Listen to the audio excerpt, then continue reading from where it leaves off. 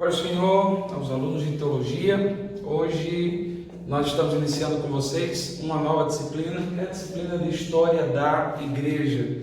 E vamos estar juntos nessas próximas 7 aulas, contando com hoje, tratando desse tema que é de suma importância. Eu já chamo a atenção de vocês para algumas coisinhas. A história da igreja é muito ampla, tá? O nosso curso de teologia é um curso básico, então o que nós vamos trazer para vocês são noções e situações pontuais da história da igreja, até para que você possa entender algumas situações referentes ao surgimento, desenvolvimento da igreja e também aspectos históricos como a Reforma Protestante, a igreja depois da Reforma Protestante. Então, pontualmente nós vamos trabalhar esses temas, não vamos detalhar profundamente, por exemplo, a igreja do Império Romano. Isso exigiria de nós algumas aulas sobre o Império Romano, a política de Roma, até para vocês poderem entender. Então, eu chamo a atenção de vocês para que vocês não se desconectem. Então, pega o teu lápis, caderno, tua Bíblia. Nesse primeiro momento nós vamos usar a Bíblia, tá? Depois que saímos do livro de Atos dos Apóstolos e de Apocalipse, nós já não vamos mais falar da Bíblia na história da igreja, porque já temos a história extra-bíblica, mas nessa primeira aula a Bíblia é um elemento importante para que você possa acompanhar e fazer as suas anotações. Qualquer coisa, eu vou estar online para tirar dúvidas. Talvez demore um pouco, porque estou na live dos jovens, tá? Mas deixa a tua dúvida lá e eu te respondo posteriormente. História da igreja, uma definição simples para vocês.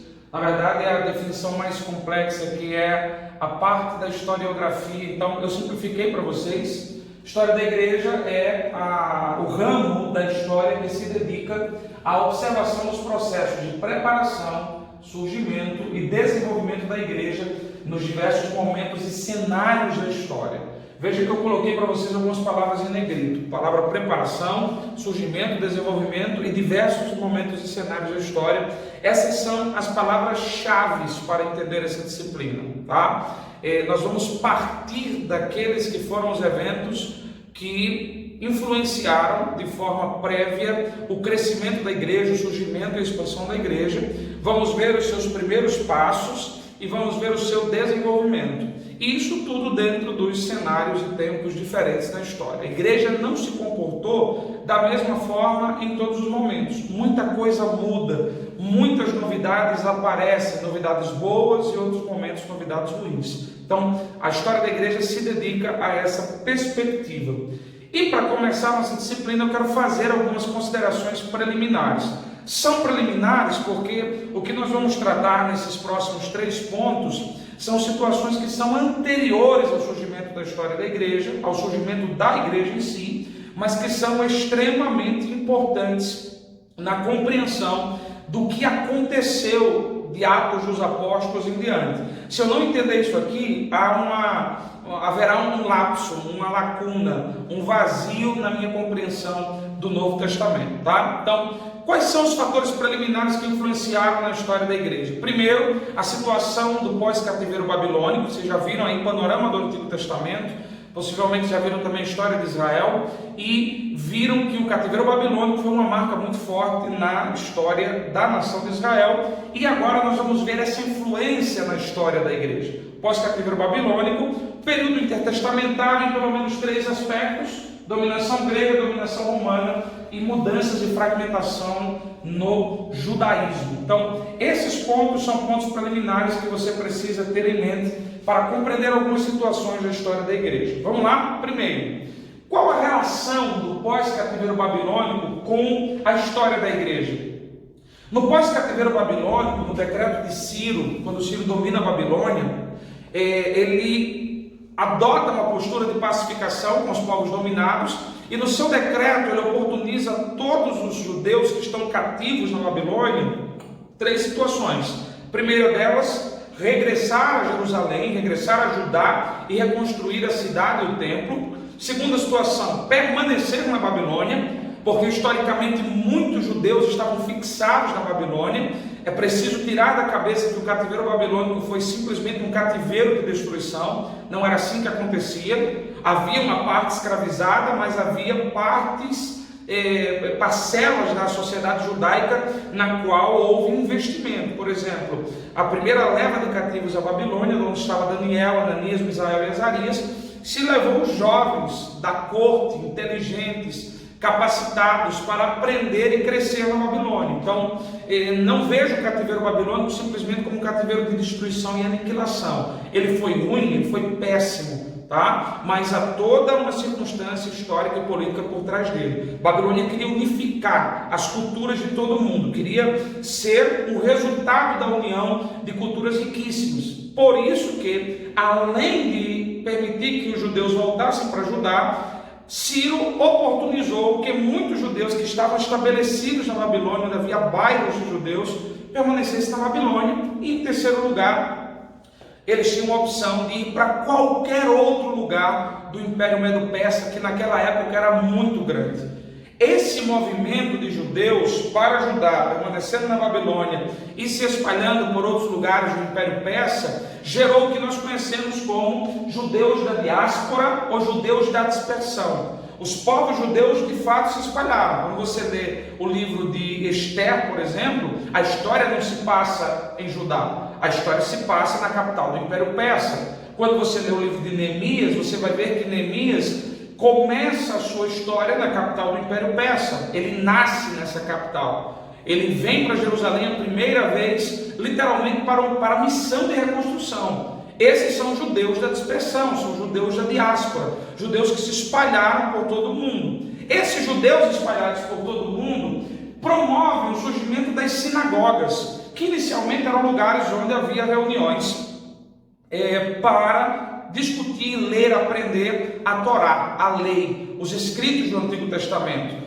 As famílias se reuniam e a reunião das famílias foram formando sinagogas em diversos lugares do mundo. O que é que isso tem a ver com a história da igreja? Aí está o grande ponto.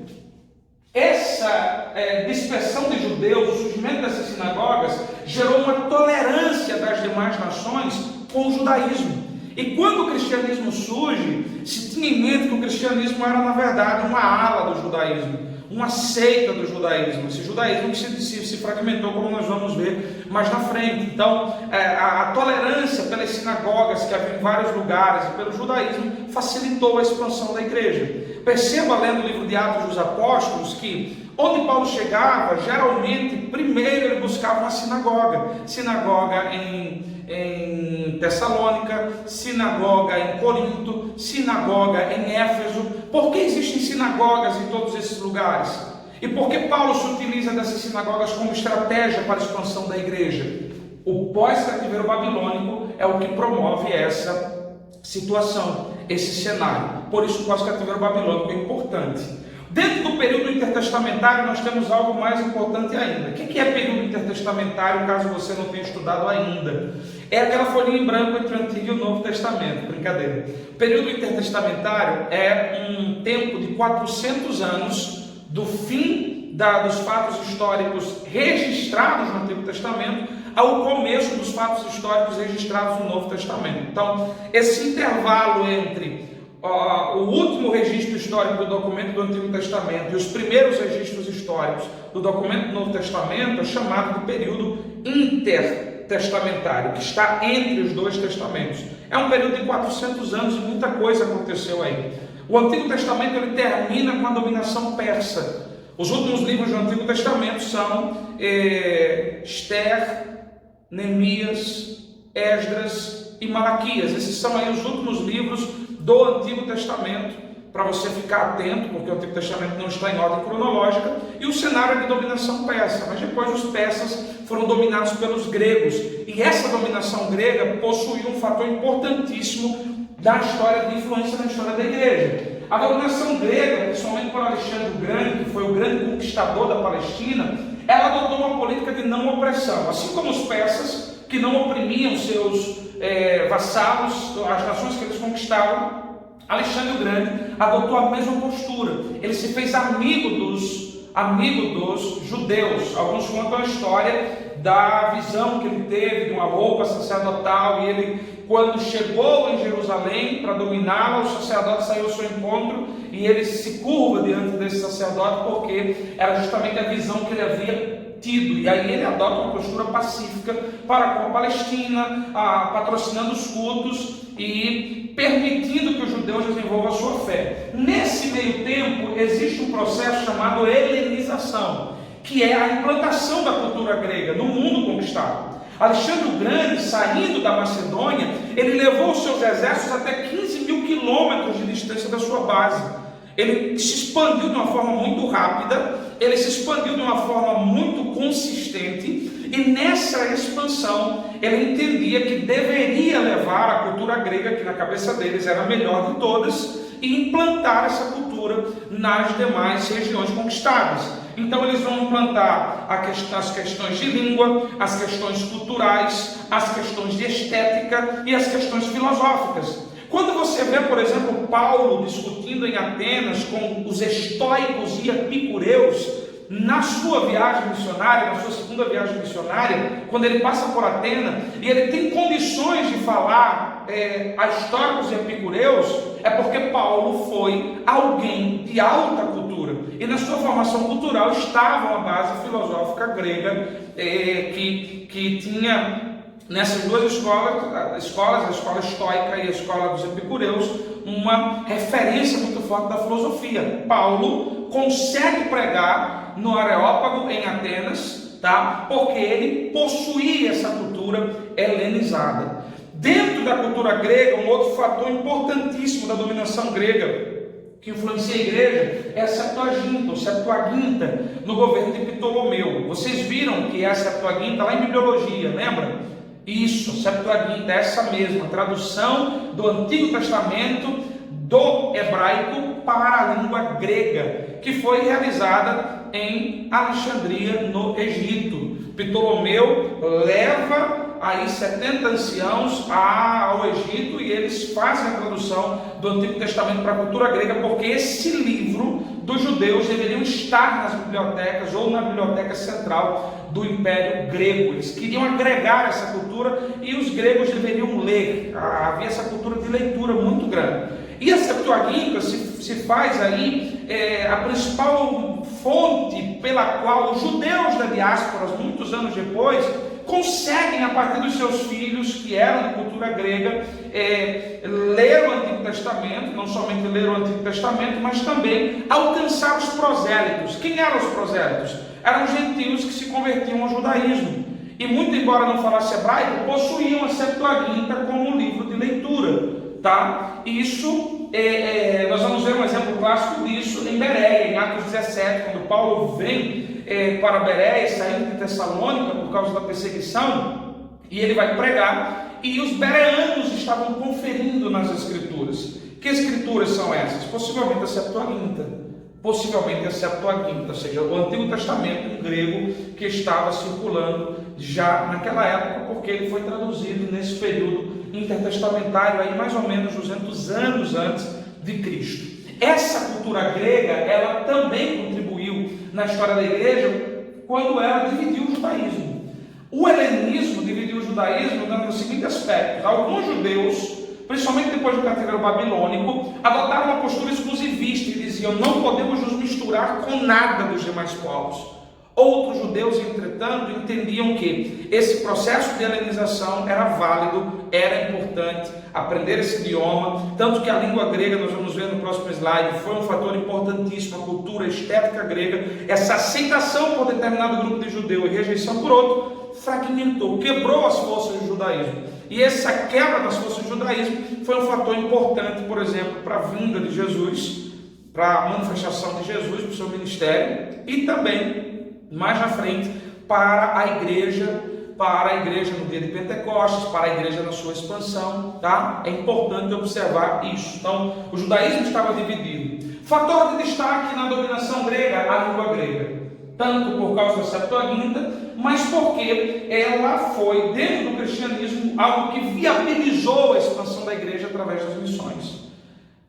Você talvez nunca tenha se perguntado como é que Paulo pregava. Ele era judeu. Como é que ele pregava em Éfeso, em Corinto, em vários lugares do mundo antigo, do mundo bíblico, sendo judeu e de língua hebraica?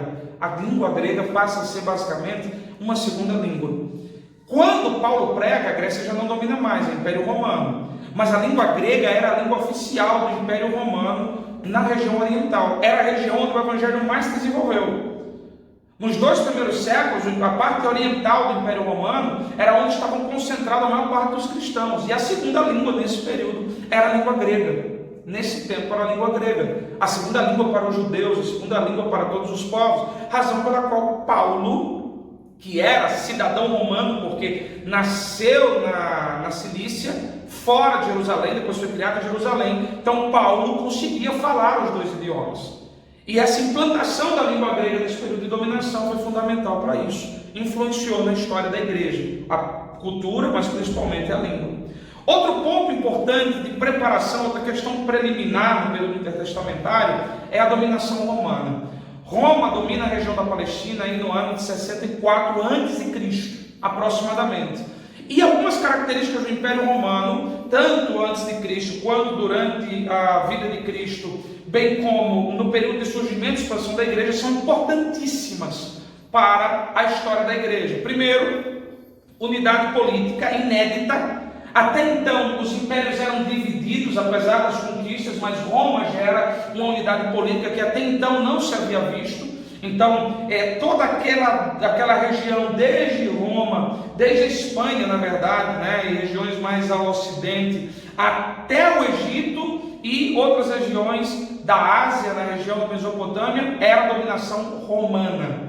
Roma dominava por meio do império, e esse império designava governadores, procônsulos, procuradores para as províncias. Isso gera uma unidade. Assim que Paulo, por exemplo, em Jerusalém, quando estava preso, em Cesareia, ele foi preso em Jerusalém, levado para Cesareia, 2 anos preso, ele faz uma apelação: eu sou cidadão romano e eu apelo para Roma, porque nós estamos sob jurisdição de Roma. Mas pera, Cesareia está a muitos quilômetros distante de Roma, aqui na margem do mar Mediterrâneo, enquanto Roma está lá do outro lado, mas aqui era a jurisdição romana. E Paulo era um cidadão romano, e como cidadão romano, tinha seus privilégios e também acesso livre dentro da província.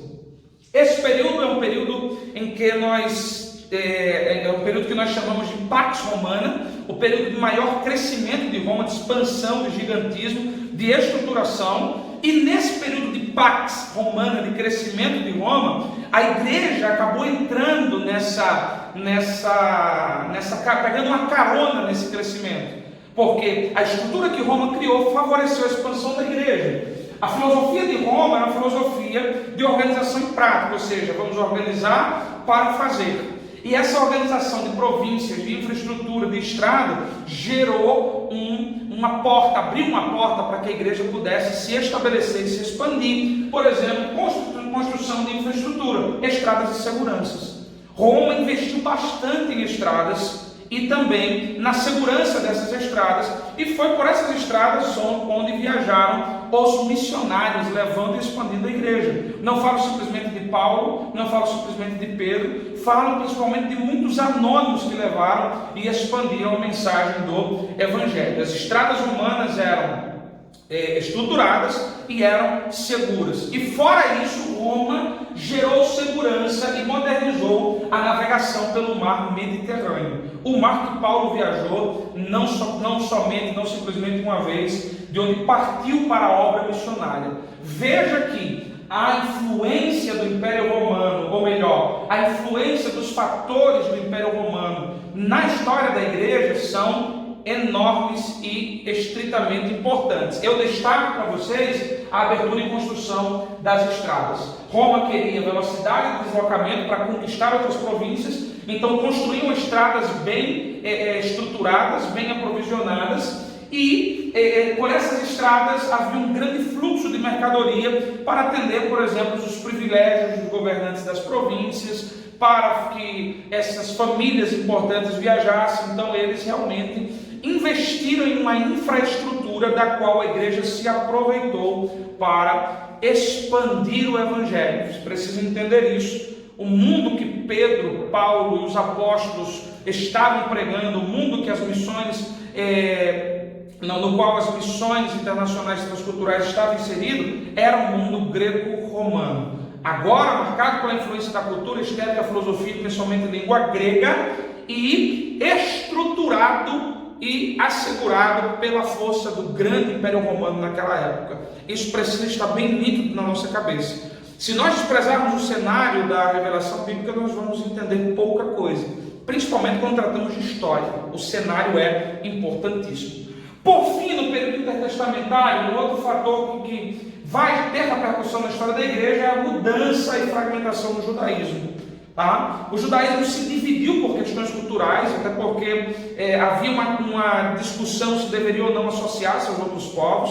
Eu recomendo o livro de Enéas Tognini, Período Intertestamentário. Você vai ver que, principalmente quando Judas Macabeus, que foi um revoltoso, se revoltou contra a dominação grega e levou a família da dinastia asmoniana, de Matatias Asmon, a governar Jerusalém, a governar Israel por 100 anos aproximadamente. Nesse período, no fim, quando Judas Macabeu estava já sem forças, porque seu exército estava fragmentado, ele busca uma associação com Roma, ele busca apoio de Roma, e isso gera um grupo de judeus mais ortodoxos, que são a base do farisaísmo, basicamente, uma reação de desprezo, ou seja, eles dividem-se literalmente, abandonando Judas Macabeu e favorecendo a derrota dos seus exércitos. Então o judaísmo ele se fragmentou, ele se divide no período intertestamentário, e isso foi um fator importante para a igreja, porque nessa fragmentação, nessa divisão, se criou uma ala do judaísmo mais flexível, que era mais palatável, que era fácil de digerir em determinadas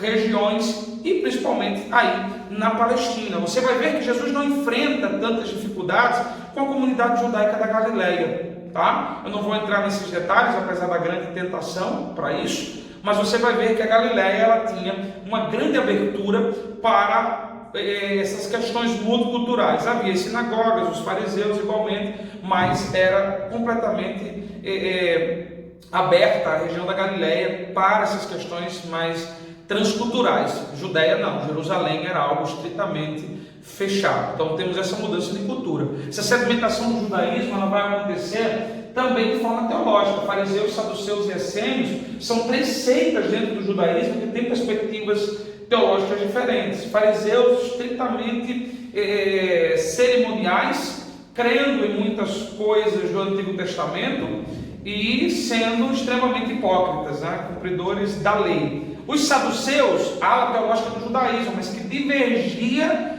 de uma forma muito gritante da teologia farisaica. Não acreditavam na ressurreição, não acreditavam em espíritos, não acreditavam em anjos, não acreditavam em demônios. Os essênios, uma ala mais extremada, que entendia a cidade como sendo um ambiente corrompido e por isso se ausentavam para as cavernas.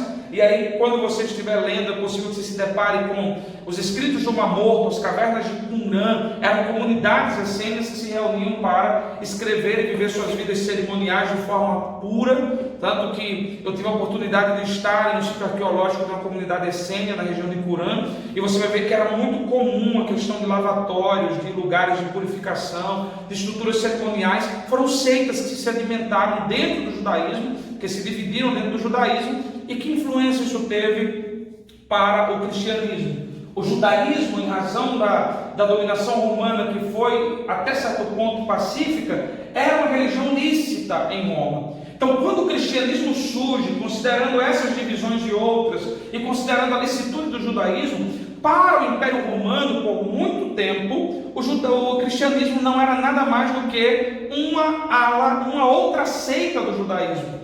Tanto que em alguns momentos o cristianismo chega a ser chamado de a seita do caminho. Então Roma, durante muito tempo, não teve problemas. Nós vamos ver na história das perseguições que as primeiras perseguições contra o cristianismo foram de judeus e não de romanos, porque na cabeça de Roma os cristãos eram, na verdade, uma seita do judaísmo, a seita do caminho, a seita dos nazarenos. E isso influenciou bastante, deu tempo para que a igreja pudesse crescer fora de um ambiente de perseguição do império. Havia perseguição judaica, mas que não possuía tanta força como a perseguição do império. Então, esses fatores preliminares foram importantes para o desenvolvimento da igreja. Nós temos então a fundação da igreja. Eu não vou entrar nesse detalhe, porque vocês ou já estudaram, ou irão estudar em eclesiologia, então não vou falar das questões teológicas. A fundação da igreja coincide com a vida e com o ministério de Jesus. Mateus 16, 18, ele ouve de Pedro a afirmação: tu és o Cristo. Ele diz: tu és Pedro, e sobre esta pedra, ou seja, sobre a tua confissão de que eu sou o Cristo, a igreja será edificada, e as portas da morte não prevalecerão contra ela. Só que Jesus diz assim: eu edificarei a minha igreja. Então ele se apresenta como aquele que não simplesmente fundou, ele lança a pedra, ele diz: a pedra de base da igreja é essa afirmação de que eu sou Cristo, e ele se propõe a ser o edificador. Eu edificarei. E aí, sei que há uma divergência quanto a isso, mas eu entendo que a igreja nasce após a ressurreição, em João capítulo 20, versículos 19 a 23, quando Jesus se apresenta ressurreto aos seus apóstolos, seus discípulos, e a Bíblia diz que vai soprar sobre eles e agora comissioná-los. E nessa comissão é interessante que não era simplesmente uma comissão individual. Por que eu entendo, assim como não é um pensamento meu, é um pensamento, por exemplo, do Dr. Mark Lloyd Jones, que a igreja surge nesse momento em João capítulo 20, ela é fundada aí. Porque nesse contexto, quando Jesus sopra o Espírito sobre eles, ele diz: aqueles a quem vocês perdoarem os pecados serão perdoados, aqueles a quem vocês retiverem perdão serão retidos. Essa é uma palavra que tem a ver com Mateus capítulo 16, versículo 19: e te darei a chave do reino, e tudo que ligares no céu, na terra será ligado no céu, e tudo que desligares na terra será desligado no céu. Veja que é uma coincidência de propósito. Ele não estava falando isso para homens, porque como homens nós não temos qualquer poder para perdoar ou reter perdão de pecados. Ele estava falando para a igreja. A igreja surge aí, ela tem uma base doutrinária na vida e ministério de Jesus, que é a doutrina dos apóstolos. Veja bem, a doutrina dos apóstolos, em Atos 2,42, não eram os escritos de Paulo, não havia escritos de Paulo naquela época. Na verdade, não havia nenhum escrito do Novo Testamento. O que havia era o cânon do Antigo Testamento, que já estava formado. O que era a doutrina dos apóstolos? Eu costumo dizer que a doutrina dos apóstolos estava baseada em 5 realidades. Primeiro, a manifestação de Cristo, a encarnação do Verbo. Segundo, a vida e o ministério de Jesus, seu desenvolvimento, exemplo, sermões e tudo mais. Terceiro, a morte de Jesus, a crucificação. Quarto, a ressurreição. E quinto, a ascensão de Jesus. Esses 5 pontos baseados em Jesus, eram as premissas da doutrina dos apóstolos. Então, a igreja ela é fundada em Jesus, a partir de Jesus, no tempo de Jesus, e ela tem a sua base estritamente em Jesus. Ele é o padrão ético da igreja, e por fim ele é aquele que comissiona a igreja. Mateus 28, 19, ide fazer discípulos. Marcos 16, 15, ide por todo o mundo. Atos 1, 8, vão serem os testemunhas em Jerusalém, Judeia, Samaria e até os confins da terra. Então, aquela estrutura antes de Cristo, no período intertestamentário, prepara um ambiente, um cenário e possibilidades para a igreja. Jesus vem, estabelece, funda a igreja, comissiona essa igreja, e agora essa igreja vai se manifestar ao mundo no dia de Pentecostes. Atos capítulo 2 é o momento em que a igreja será apresentada ao mundo, o momento em que o mundo vai conhecer. Atos capítulo 2 vai dizer que estavam reunidos em Jerusalém judeus de todas as nações debaixo da terra, claro, das nações conhecidas, do mundo bíblico, daquele entorno do mundo bíblico que vocês viram ou verão em geografia do Antigo Testamento, ou até mesmo história, ou que tiveram curiosidade de estudar. Haviam ali pelo menos 16 regiões que estavam representadas em Atos capítulo 2. Então a igreja é apresentada ao mundo bíblico no momento de Atos capítulo 2, e aí Pentecostes vai ser o marco do começo da história visível da igreja. Em João capítulo 20, Jesus está falando com um grupo que está trancado e preso aí entre 4 paredes com medo. Em Atos capítulo 2, esse mesmo grupo se revela ao mundo, pregando o evangelho, empoderado pelo Espírito Santo, tá? E esse era o grande sinal do momento, do início, o grande sinal para que a igreja pudesse sair aí a obra missionária e se expandir. Por que esse grande sinal? Porque em Atos 1, 8, Jesus disse: vocês receberão poder quando vem o Espírito Santo, e a partir de então vão ser minhas testemunhas até os confins da terra. Pentecostes foi esse momento. A igreja então é apresentada ao mundo, ela está estabelecida, todos estão conhecendo, os judeus estão atordoados, os crentes estão os pentecostais estão reunidos agora no Pórtico de Salomão, no templo, pregando Jesus, anunciando Jesus.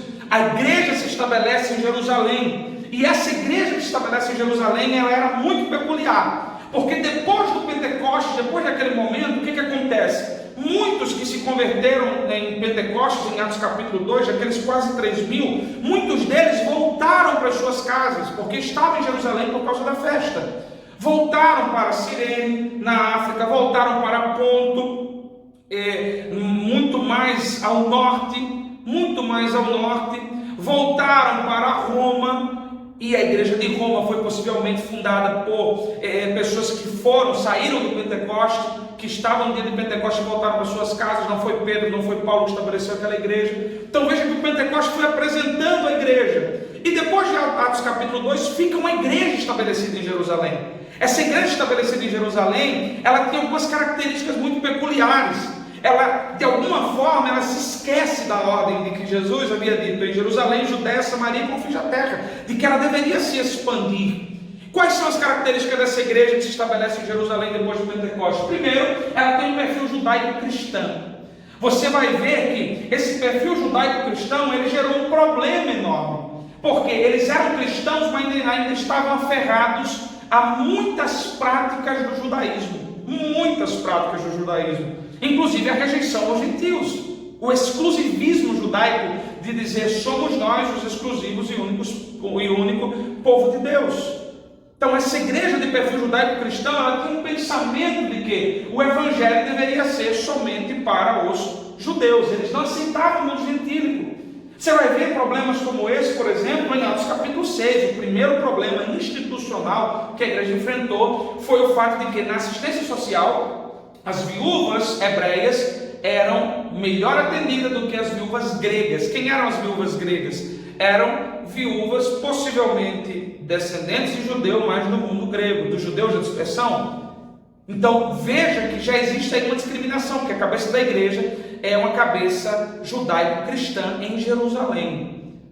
Atos capítulo 8, versículo 18, vai dizer que os que foram dispersos por causa da perseguição a Estevão iam pelo caminho pregando simplesmente a judeus. Deus teve que trazer outra categoria, outro grupo de pessoas para anunciar o evangelho indistintamente a todos os povos, que aí é o versículo 19. E alguns de Cirene entraram em Antioquia e pregaram também aos gentios. Então o perfil da igreja era judaico-cristão. Atos capítulo 15, você vai ver que havia um problema. No começo de Atos capítulo 15, Atos capítulo 11 fala desse problema, mas Atos capítulo 15 vai ser o auge desse problema com o concílio de Jerusalém. Quando Paulo volta da viagem missionária da primeira para Antioquia, havia um problema aí bem estabelecido. Qual era? Um grupo de crentes de Jerusalém que saíram dos fariseus, foram a Antioquia dizer: tem que circuncidar todo mundo, tem que circuncidar os gentios, porque para que eles sejam salvos, eles precisam se tornar povo da promessa, eles precisam se tornar judeus também, porque o evangelho é para nós. E aí Paulo bateu o pé e gerou um problema gigantesco. De fato, a carta aos Gálatas trata desse problema também, de muitos cristãos judaizantes que saíam de Jerusalém. A cabeça dos próprios apóstolos não funcionava muito bem.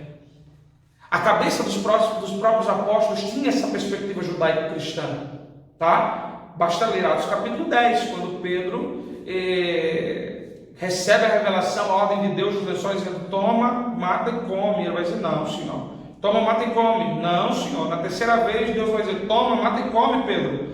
Ele vai dizer: Senhor, tu sabes que eu nunca comi coisa imunda. Como assim? Isso era linguagem cerimonial, judaica. E quando ele chega na casa de Cornélio, porque essa revelação diz respeito a Cornélio, ele vai fazer essa observação de que não era comum que os judeus estivessem na casa do gentio, porque os gentios eram considerados cães, imundos. Tanto que no capítulo 11, Atos 10, Pedro prega na casa de Cornélio, Atos 11 ele tem que prestar contas à igreja.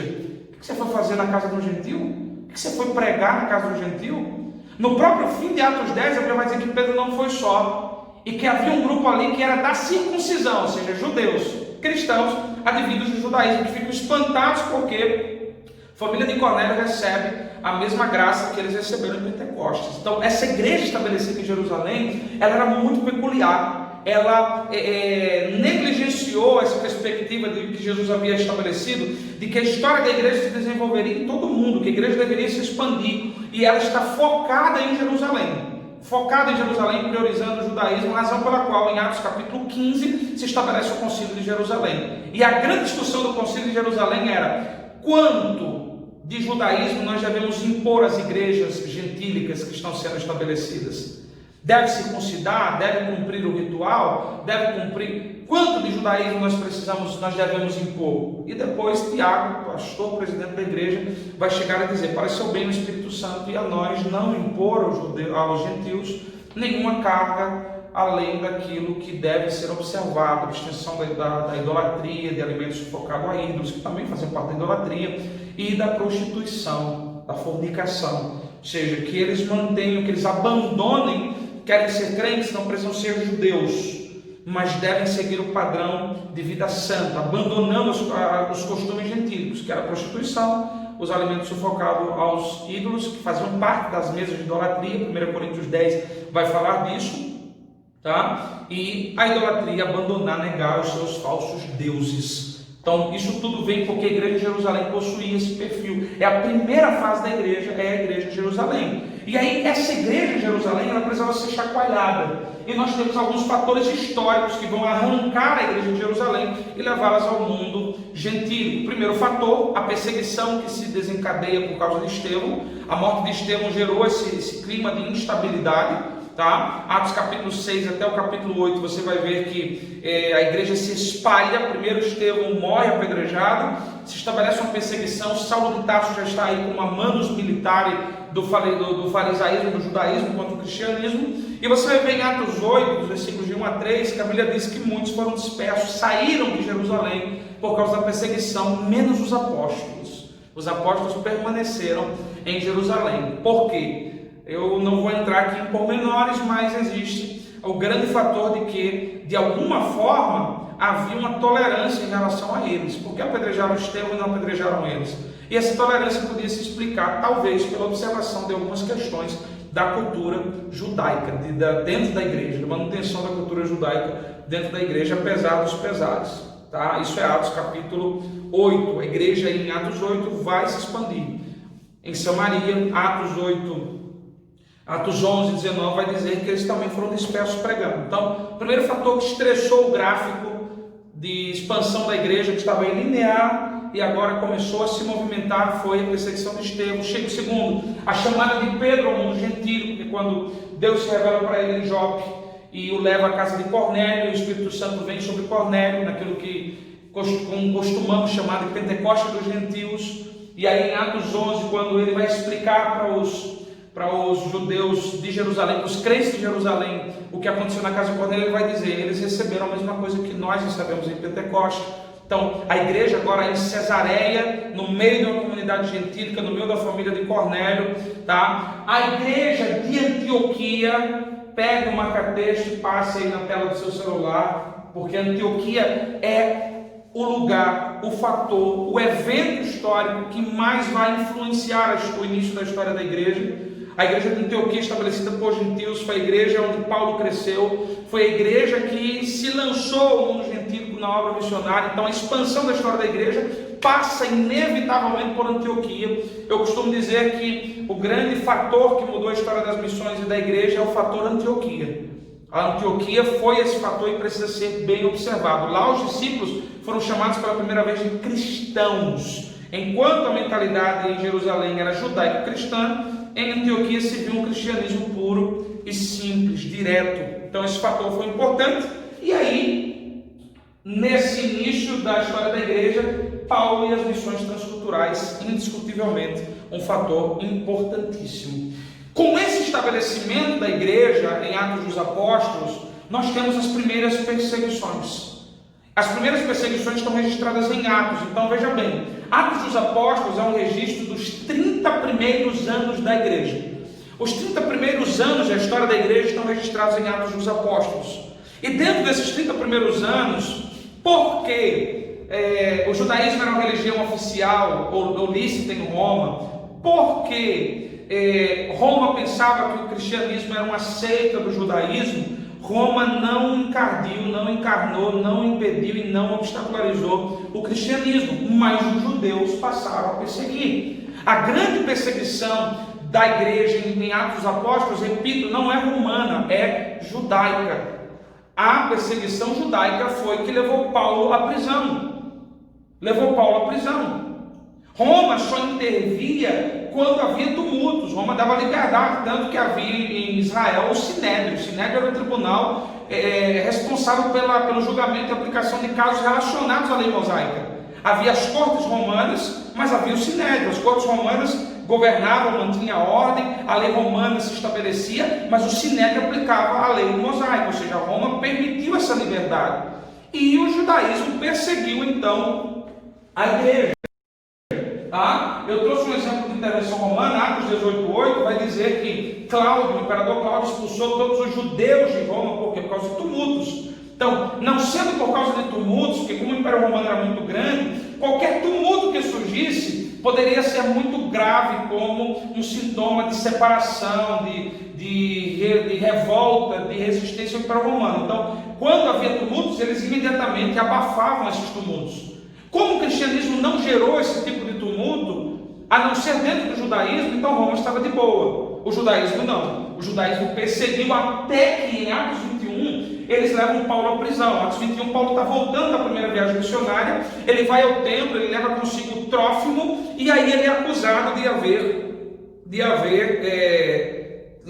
introduzido um gentil ao templo, que era Trófimo. Ele é preso. Ele está em Jerusalém, de Jerusalém ele é levado para Cesareia. Havia aí um complô para matar Paulo, tá? Por isso ele é levado para Cesareia às pressas à noite, porque os judeus não queriam que Paulo fosse julgado pelas leis romanas, eles queriam que Paulo morresse, porque Paulo antes de tudo era a grande arma que eles tinham e agora era a grande arma contra eles. Na cabeça deles era isso. Então eles queriam matar Paulo. Paulo passa 2 anos em Cesareia. Em um julgamento, Paulo apela para Roma. E Paulo vai chegar a Roma como um prisioneiro romano, entre aspas, mas uma prisão provocada pelos judeus.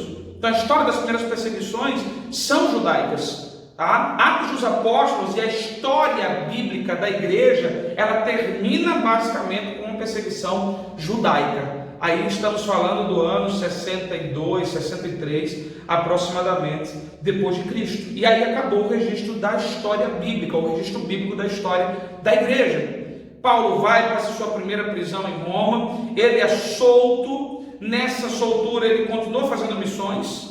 Alguns indicam, inclusive, que parte das cartas pastorais são escritas nesse período de tempo, tá? Algumas histórias das cartas pastorais.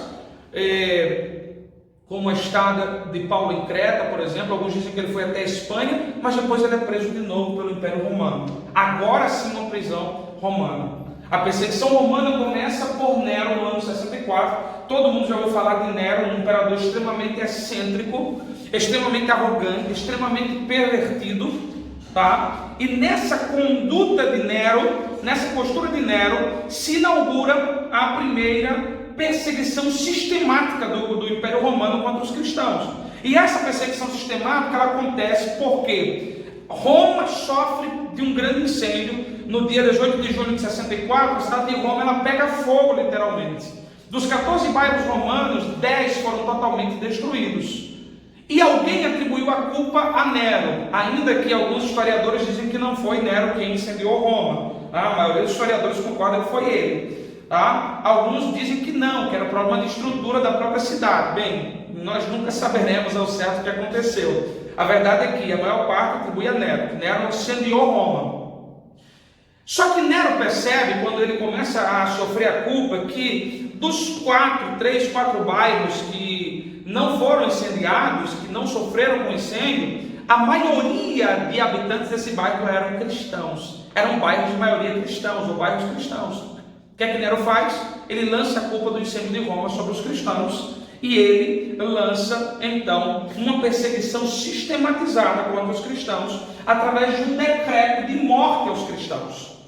Nesse decreto de morte aos cristãos, coisas bárbaras acontecem e a mais leve das barbaridades que se pratica contra os cristãos, agora perseguidos pelo Império Poderoso de Roma, é o fato de que eles foram transformados em luminárias vivas. Eles eram besuntados, eram mergulhados aí no piche, eram pendurados nos jardins de Nero e também nas ruas, e serviam de luminárias, de lâmpadas para iluminar a cidade durante a noite. Os cristãos foram queimados vivos naquela época. Essa perseguição, todavia, ela estava centralizada na cidade de Roma, na capital. Ela não se espalhou por todo o império. Dizia respeito a Roma porque estava ligado aos fatos do incêndio de Roma. E aí, nesse período de Nero, a tradição vai dizer que foram mortos Pedro e Paulo. Paulo morre justamente no ano 64, decapitado, e Pedro crucificado de cabeça para baixo, por opção dele. Ele se nega a morrer crucificado como Jesus. Não sou digno de morrer como meu Senhor morreu. A tradição vai dizer que ele é crucificado de cabeça para baixo. E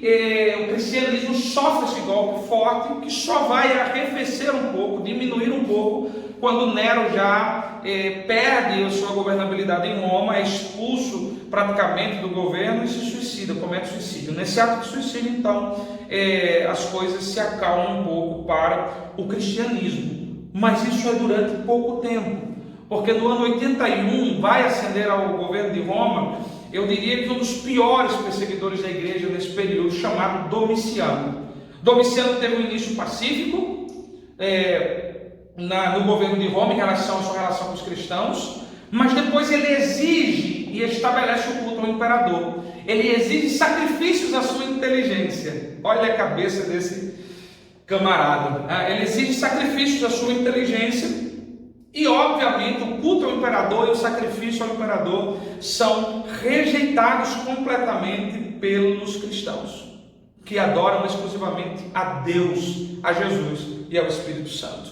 Então, essa adoração a um Deus triuno e exclusiva desse Deus triuno vai acender a chama da perseguição novamente, e Domiciano se torna um tirano, literalmente um tirano, como promovendo a morte de muitos cristãos, e aqueles que ele não conseguia matar, como o apóstolo João, que, segundo a tradição, tentaram matá-lo, martirizá-lo por muitas vezes e não conseguiram, inclusive chegando ao ponto de mergulhar João em taxa de óleo fervendo, e quando o tiraram de lá ele estava tranquilo, vivo e com a pele intacta. Então aqueles que ele não podia matar, ele exilava. Por isso João, o apóstolo João, foi para a ilha de Patmos.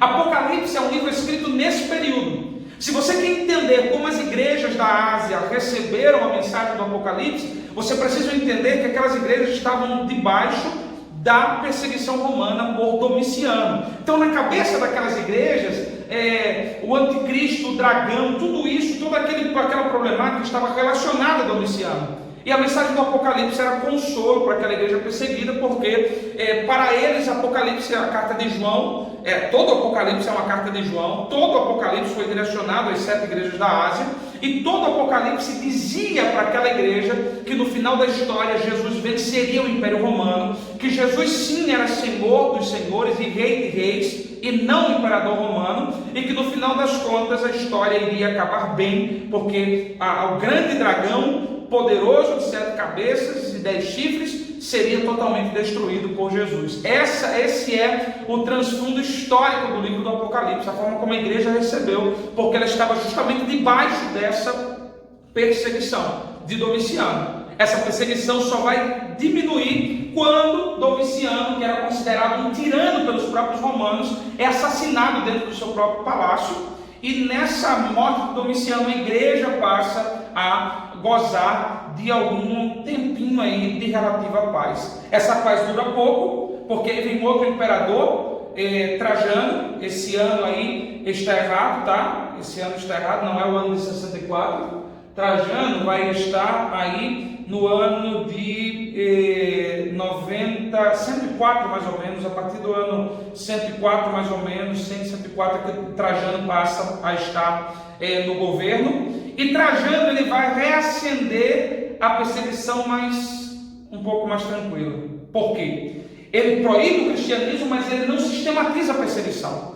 Ele não tem interesse em mover a máquina pública de Roma para esmagar o cristianismo. Então ele diz o seguinte: os cristãos continuam sendo, assim como no Império de Domiciano, proibidos. A religião cristã segue sendo uma religião não lícita, religião ilícita, tá? Mas nós não nos moveremos destacamentos do exército para perseguir de maneira nenhuma. A única coisa que vai acontecer é o seguinte: se houver denúncia de que está havendo culto, se houver denúncia de que há a negativa dos cristãos de serem leais ao imperador, nós vamos matar os cristãos.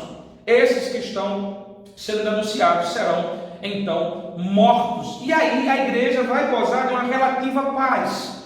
Vai ser aí talvez um momento que a igreja estrategicamente vai se comportar e trabalhar no silêncio. Vai trabalhar no silêncio. Mas no período de Trajano, ainda assim, a igreja foi perseguida e muitos cristãos morreram. Nós temos aí um período de martírio, né? E eu cito aqui 3 mártires para vocês. Inácio de Antioquia, que morre no governo de Trajano, ele foi preso por Trajano, tá? E ele é levado para Roma para ser martirizado.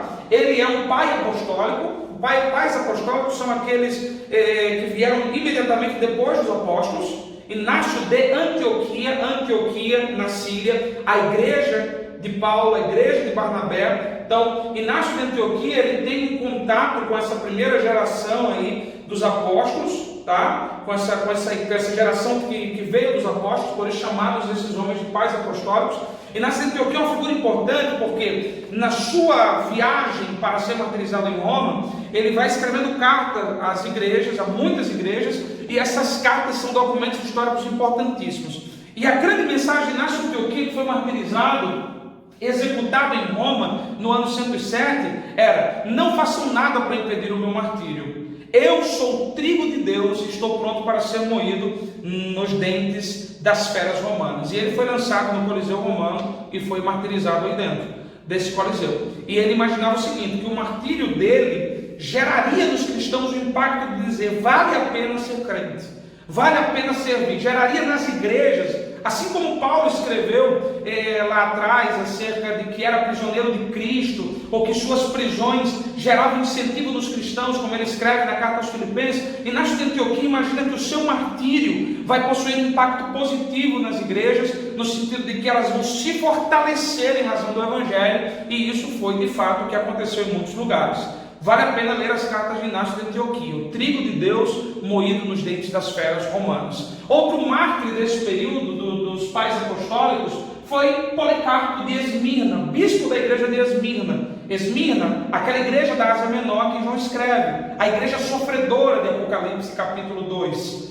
Policarpo, anos depois da carta que João escreve a Esmirna, ele teve, conforme depoimento de testemunho de muitos historiadores posteriores e de homens que escutaram a sua pregação, ele teve contato direto com o apóstolo João. João foi pastor na região de Éfeso, e de Éfeso ele influenciava aquelas 7 igrejas para quem ele escreve no Apocalipse, dentre elas Esmirna. E a história vai dizer que Policarpo teve contato com ele, era um homem respeitado, mas dentro do âmbito da perseguição, em 155 depois de Cristo, ele é preso e ele é convidado a negar sua fé. Ele é posto em praça pública e convidado a negar sua fé.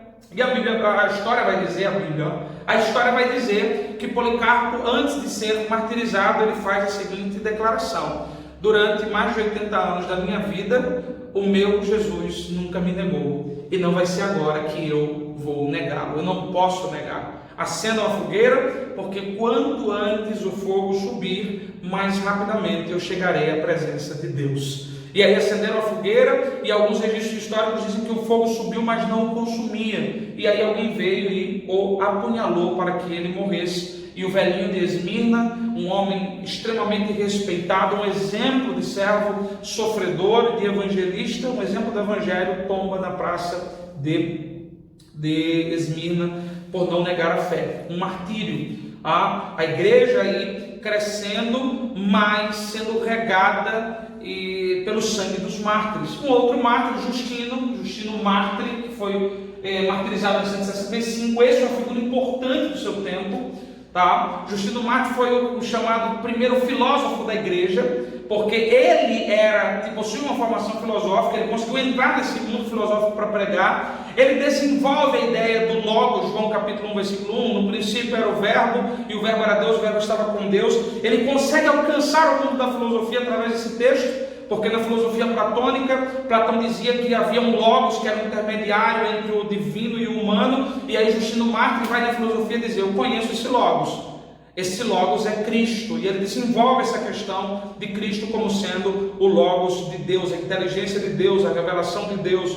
Justino foi também martirizado, grande pregador do Evangelho, desenvolveu muitos temas, e nesse período de Trajano em diante, ele também foi martirizado por não negar o Evangelho. É importante a leitura da história dos pais apostólicos. Eu trouxe esses 3 exemplos, também dos pais da igreja, que a gente vai ver no período mais à frente, que também vai nos fazer entender como o cristianismo começou a surgir. Então, eu tenho da fundação da igreja, a igreja em Jerusalém, caráter judaico-cristão, a igreja em Antioquia, a igreja do mundo gentílico. Eu tenho Atos dos primeiros 30 anos da igreja, perseguição do judaísmo. Eu tenho as primeiras perseguições romanas, que começam em Nero, depois Domiciano, período do Apocalipse, depois Trajano em diante, que é onde existem esses mártires. Depois de algum tempo, as coisas sempre eram assim: a perseguição esquentava e baixava. Quando a perseguição baixou, o cristianismo aí estava já mais estabelecido e menos tumultuado, a igreja enfrentou alguns problemas. E esses problemas eram de compreensão daquilo que ela era e do que ela pensava e de como se comportava. Eu trouxe 2 exemplos desses problemas. Os primeiros é que os romanos, por não entender a palavra e o evangelho e todo o simbolismo da palavra, acusaram os cristãos de canibalismo. Adivinham por quê? Pelas leituras dos textos da Santa Ceia. Aquele que não comer minha carne, não beber do meu sangue. Então, os cristãos diziam: na Santa Ceia nós vamos celebrar, comer o corpo de Cristo, tomar o sangue de Cristo. Isso não fluiu bem, isso foi um problema para a igreja, que estava sendo acusada agora de canibalismo, ou seja, de práticas totalmente bárbaras, tá? E que depois, claro, foi contornado. A partir disso também problemas sociais. A maioria dos cristãos era pobre, não havia relação dessa igreja que vem de Atos dos Apóstolos até antes de Constantino, quando a igreja se torna imperial. A igreja se torna imperial a partir de Constantino, mas até Constantino a base da igreja era pobre, não havia relação entre igreja e riqueza. A maior parte da igreja eram pobres. Então veja bem, foram esses pobres desvalidos, muitas vezes necessitados, que geraram essa expansão gigantesca da igreja, que resistiram à pancadaria do Império Romano nesses primeiros momentos de perseguição, e levou a igreja a se sustentar. Tá? Esse era um problema, porque os ricos não admitiam que os pobres fossem detentores da verdade. Imagina o pobre pregando para o rico dizendo: eu conheço a verdade. Peraí, eu sou rico, formado em escolas de sociologia, filosofia, e você é pobre e está dizendo que conhece a verdade? Então isso gerou problemas. Essa questão dos privilégios das elites romanas, quando olhavam para o cristianismo, formado por maioria de pobres, não entendiam muito bem como as coisas funcionavam, não aceitavam, na verdade, essa funcionalidade das coisas. Um outro problema é que agora, com o crescimento da igreja, nesse período de relativa paz entre perseguições, surgem heresias. Esse é um tema que merece ser observado, mas no qual nós não vamos nos aprofundar. Existem as heresias desse primeiro momento, existem as heresias da igreja imperial. Isso é um tema muito voltado para a apologética, tá? Mas é importante que você entenda essas heresias. Só vou destacar uma para vocês, que é o gnosticismo. Essa é uma heresia combatida, inclusive, dentro da estrutura do Novo Testamento. A carta aos Colossenses, ela é um tratado contra o gnosticismo. O próprio Evangelho de João, ele possui também um condão de defender a divindade de Cristo, de uma cultura pré-gnóstica, ou de uma cultura gnóstica que estava se mesclando ao cristianismo. O gnosticismo ele é anterior, ele vem, tem suas bases, aí, suas origens gregas, mas ele é como um parasita. Então, quando o cristianismo surge, ele começa a tentar entrar na igreja, e foi a principal heresia daquela época, tá? Essa heresia gnóstica, ela influenciou muitas correntes teológicas e ainda influencia até hoje. Existem correntes teológicas que são aí cultuadas, há linhas de pensamento que são cultuadas por determinadas pessoas que têm uma base muito forte no gnosticismo e no maniqueísmo. Então precisamos ter cuidado. Essa corrente herética afirmava a salvação através do conhecimento elevado, né? Gnósticos, vem da palavra grega gnós, do conhecimento. negava a matéria, ou seja, a matéria é má, a matéria é ruim, tudo que é físico é muito má. Tá, então se tudo é muito má, por que Deus criou todas as coisas? Ele dizia, não foi Deus. Quem criou todas as coisas foi um demiurgo. Demiurgo era um intermediário entre Deus e a criação. Esse demiurgo foi o autor da maldade, do pecado. E dentro dessa estrutura má e pecaminosa e corrompida, esse demiurgo teria criado a matéria. Então eles diziam, Deus não pode ter criado a matéria porque a matéria é má. Então eles criaram essa figura do demiurgo, que era um nome comum na mitologia grega, e esse demiurgo seria para eles, por exemplo, o Deus do Antigo Testamento. Para os gnósticos, o Deus do Antigo Testamento era diferente do Deus revelado em Cristo, revelado por Cristo, já que eles também negavam a divindade de Jesus. Então, a maior parte dos gnósticos, como Marcião, por exemplo, desprezavam o Antigo Testamento e o judaísmo, e os símbolos judaicos, porque para eles o Deus do Antigo Testamento era um demiurgo, diferente, mau, corrompido, que criou o pecado. E o Deus revelado por Jesus era o verdadeiro Deus. Por isso, Marcião, que é um fruto do gnosticismo, ele cria um cânon próprio, ou seja, ele tem o seu conjunto de livros próprios.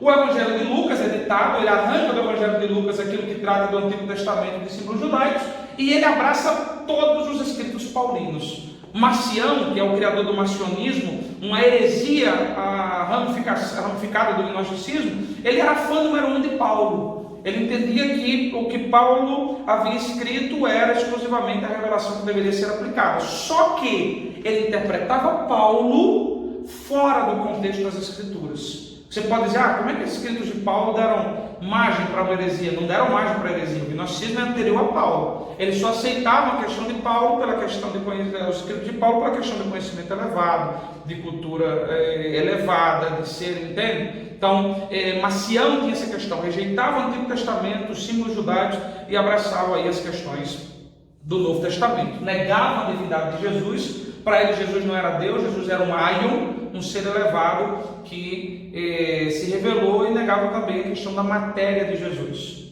Jesus não podia vir em matéria porque a matéria era ruim. Essa heresia, ela quase chegou a comprometer aí várias estruturas da igreja nesse primeiro momento, tá? Reação da igreja a tudo isso, a essas heresias, a essas má compreensão do Império Romano, ela foi muito simples. A formação de um cânon, o credo apostólico e a ênfase apostólica da igreja. O que era o cânon? Vocês viram bibliologia. Cânon é o conjunto de livros que a igreja reconheceu como sendo normativos, autoritativos, livros que possuem autoridade. Então, nesse momento, a igreja reage a essa ingerência, a essas incompreensões e a influência das heresias, primeiro, determinando o que era canônico, quais os escritos que tinham autoridade. E aí vocês viram todo o processo de canonização, tá? Eles fazem esse reconhecimento baseado basicamente em muitos critérios, dentre eles aquilo que as várias comunidades cristãs reconheciam,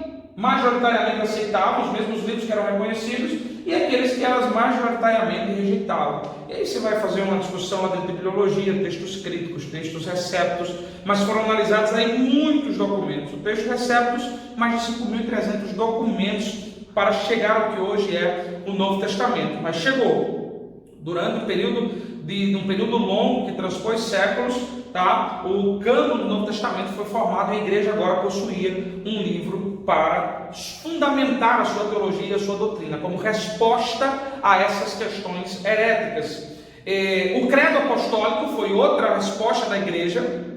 Eles escrevem o credo apostólico. O credo diz basicamente aquilo que eu creio, e eles reúnem e resumem as afirmações dos apóstolos no seguinte credo: creio em Deus Pai Todo-Poderoso, Criador do céu e da terra, e em Jesus Cristo, seu Filho unigênito, nosso Senhor, o qual foi concebido pelo Espírito Santo, nasceu da Virgem Maria, padeceu sob o poder do Pôncio Pilatos, foi crucificado, morto e sepultado, desceu ao mundo dos mortos, ressuscitou no terceiro dia, subiu ao céu e estava sentado à direita de Deus Pai Todo-Poderoso, de onde virá para julgar os vivos e os mortos. Creio no Espírito Santo, na Santa Igreja Cristã, na comunhão dos santos, na remissão dos pecados, na ressurreição do corpo e na vida eterna. Amém. Eles entendiam que esse texto resumia o pensamento dos apóstolos, resumia aquilo em que os apóstolos criam, e que toda a base teológica e doutrinária da igreja deveria partir desse princípio: Deus como sendo todo-poderoso, Jesus sendo Deus e manifestação de Deus, o Espírito Santo, o nascimento virginal de Jesus, a salvação, a igreja, a comunhão, o perdão de pecados e a ressurreição no final de todas as coisas. Isso foi uma reação da igreja, no sentido de dizer, esse aqui é a nossa linha de pensamento, e o que fugir disso é herético. E por fim, a igreja toma como reação também a promoção de uma ênfase apostólica. E nessa ênfase apostólica, eles retornam prioritariamente, primordialmente, a doutrina dos apóstolos. Essa apostolicidade da igreja, essa busca por uma apostolicidade que nem de longe tem a ver com esse movimento apostólico fajuto que nós temos hoje no Brasil e no mundo, essa apostolicidade tem que ver com buscar na igreja primitiva e nos primeiros anos da igreja, em Atos dos Apóstolos, no comportamento dos 12, de Paulo, os fundamentos para que a igreja possa funcionar. E toda igreja que se dizia cristã teria que entender e funcionar dentro de uma característica apostólica, teria que possuir essa apostolicidade.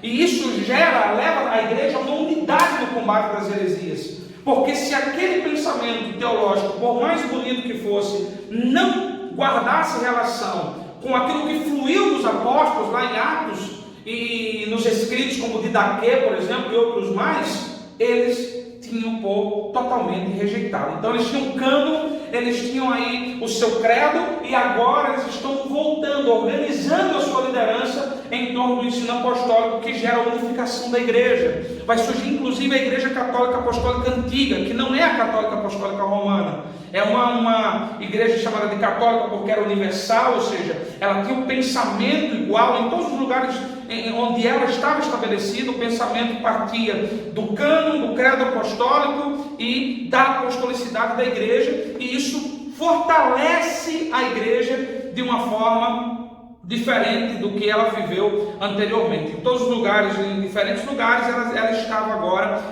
fortalecida, ela estava agora tranquila, no aspecto de que o pensamento da igreja estava unificado em torno de uma mesma base. Então, essa igreja agora, ela possui unidade, essa igreja possui autoridade, essa igreja possui poder, porque as manifestações do Espírito nunca cessaram na igreja, essa igreja possui apostolicidade, porque ela volta à característica dos apóstolos, e essa igreja possui catolicidade, ela é católica, ela é universal, ela alcança todos os lugares com a sua mensagem, tá? Cuidado, porque nós às vezes não sabemos o que significa o nome, mas nós somos católicos, nós somos os verdadeiros católicos.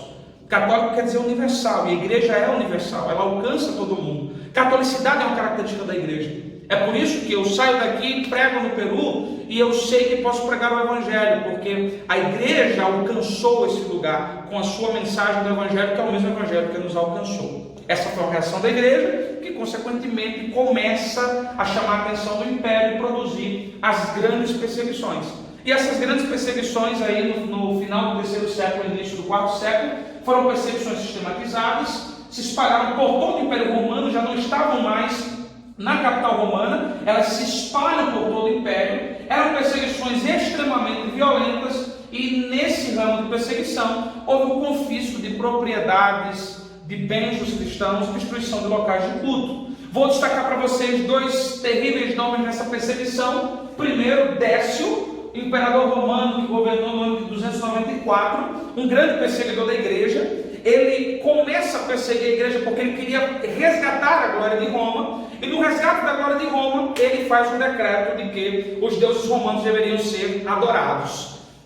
Nesse momento, qual é o problema dos cristãos? Os cristãos, para poderem sobreviver, comprar, vender, negociar, comer, andar na rua, deveriam ter na mão um certificado de que haviam renunciado ao seu Deus, rejeitado o seu Deus e abraçado aos deuses de Roma. Muitos cristãos, em razão das torturas, ou de forma falsa ou de forma verdadeira, negaram o seu Deus. Outros cristãos compravam esses certificados no mercado negro para poder andar aí e fingir que haviam negado a Deus e poder sobreviver no Império Romano. A verdade é que essa perseguição, ela se estabelece e ela produz inúmeros martírios. Se quer estudar mais sobre os martírios da igreja, eu recomendo o livro Os Mártires do Coliseu. Os Mártires do Coliseu vai tratar sobre isso. O livro dos Mártires também, de John Knox, vai tratar sobre esse tema. Décio, um terrível perseguidor da igreja. Pior que ele, Diocleciano. Diocleciano é o último grande perseguidor da igreja nesse período. Ele promove a pior perseguição. Para Diocleciano, resgatar a glória de Roma era impossível se não fosse resgatado as questões culturais, de culto, o politeísmo romano, os deuses romanos. Só que para ele resgatar essa glória a partir da cultura que envolvia a religião, o cristianismo era um problema. Cristianismo, religião exclusiva. Nós pertencemos exclusivamente a Deus. Adorar ao imperador? Never. Adorar aos deuses romanos? Jamais. E aí Diocleciano agora, ele quer matar o cristianismo. E qual é a estratégia dele? O que o cristianismo tem de mais forte? A palavra. O cânon, a Bíblia. Então vamos matar os escritos romanos, porque matando a palavra nós matamos os cristãos. E ele começa então a perseguir os cristãos, queimando as literaturas cristãs, os escritos cristãos e martirizando muitos cristãos, impondo aos cristãos servirem nas legiões romanas. São cidadãos romanos? Então vocês têm que servir ao exército romano nas conquistas dos territórios bárbaros. Os grandes problemas é que no âmbito das legiões romanas, que eram formações de até 6.000 soldados enviados a determinadas regiões para conquistar, havia sacrifícios pagãos.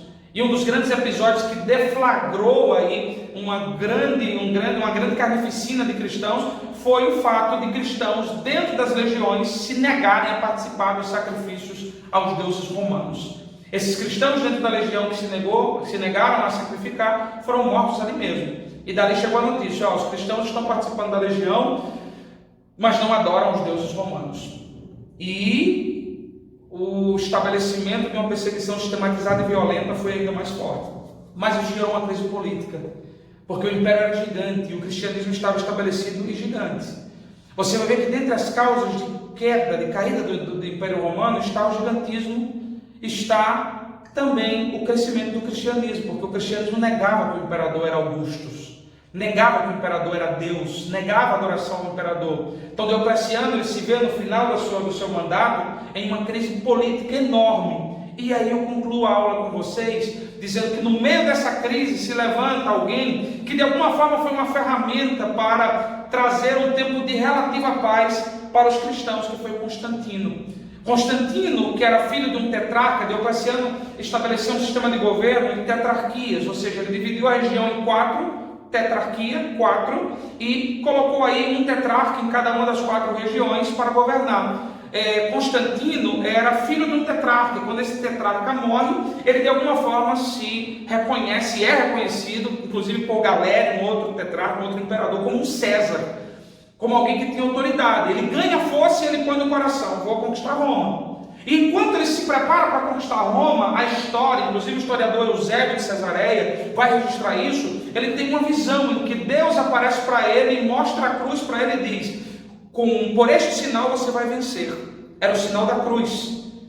E Constantino, místico que era, romano que era, acorda do sonho. O que é que ele faz? Determina que nos escudos dos seus exércitos fosse desenhada a cruz e parte para cima de Roma. E quando ele parte para cima de Roma, ele conquista Roma, vence a batalha, conquista Roma, e em razão da visão que ele tem, que agora ele conquistou Roma, e ele percebe que a cruz é o grande sinal do cristianismo, em razão da visão do sinal pelo qual ele venceu, ele se torna benevolente com os cristãos. Há alguns historiadores que dizem que a mãe dele se tornou cristã, mas ele adota uma postura de benevolência, e a primeira coisa que ele vai fazer é editar um decreto, o Edito de Milão, o Edito de Milão. E o decreto de Milão, o Edito de Milão tinha 3 bases fortes: liberdade de ir e vir, liberdade de fé e liberdade de culto. Então agora os cristãos já podiam ir e vir sem o certificado de que haviam negado a Deus. Os cristãos podiam livremente proclamar a sua fé, ou declarar a sua fé, e os cristãos podiam reunir-se para culto. Ou seja, Constantino foi esse grande fator. E é em Constantino que a igreja vai se tornar a igreja imperial, a religião oficial do império. A partir de agora, e agora ela vai sofrer outras dificuldades que nós veremos na aula que vem. Espero que você tenha aprendido bastante, espero que você se entusiasme e se apaixone por essa matéria de história da igreja. E quarta-feira que vem nós vamos estar juntos outra vez dando continuidade a esse tema. Muita coisa ficou no ar. tá? Nós fizemos literalmente um resumo tocando nos pontos principais. Muita coisa ficou no ar. É só para provocar você a estudar. Deus te abençoe e fique com Deus.